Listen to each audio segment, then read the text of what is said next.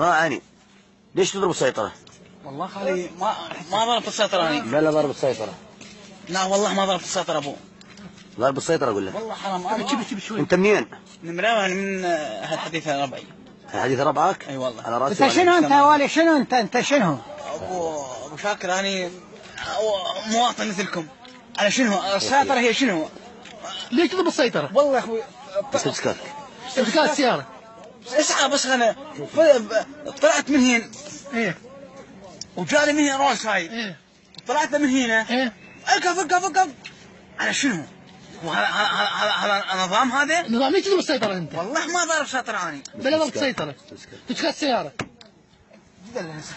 والله ممكن خلاص هذه مو تمسكها السيارة تشتري. خلي ياخذ هويته تمسكها السيارة. بالبيت خلاتهن. أنا دحيت أنا في علامة. هسه أعطيك العلامة بس هم حد كب ويا حياتي. مشكلتك. والله حياتي أنا على باب الله دحيت. وطرف السيارة. والله أنا فقير على باب الله. ما أقف غير طرف السيارة.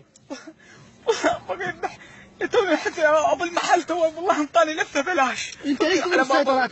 ليش تضرب السيطرات ما نحترم والله أنا ما أحترمهم أنا هذا رفيجي شو اسمه مرة معي الحديثة شو اسمه نغيم عماد. إيه.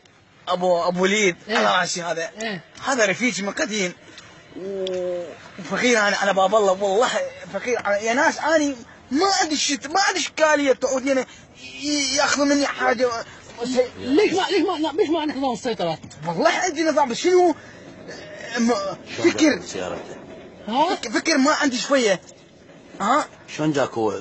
جاني انا من دحقت هيجي امشي اطاوع على السافره يوقفون بي وهيك طلعت من هنا وشال يجيني من هنا قلت له على كيف قال صيح علي كيف وازرق هيك وضرب شاملك مال سيارتي وقلت له تعال خزوتي وحضر علي وضربني شم جيار. ما تقول له والله انا ما راح يضربك والله ما حق يضربني. انت المراوي شلون يضربك؟ والله انا قلت له والله لو ربع اهل حديثه هنا شو اسمه نخيب عماد ابو وليد خليه يفسخك تفسخ. ايه انت قلت له؟ اي قلت له. بس ورا ما اشتلك. اي ورا ما اشتني بس شو اسمه الاخر شو اسمه اخوك اسمه حاتم العدنان.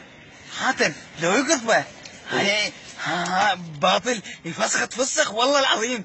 انت ما قلت له بيجون بسيطه؟ قلت له بسيطه اضم لك اياها لازم شهر لازم يجون ربعي ما ظليت. يعني بعد ما اشتلك انت قلت له قبل ما اشتلك؟ والله دخفتني مش مو والله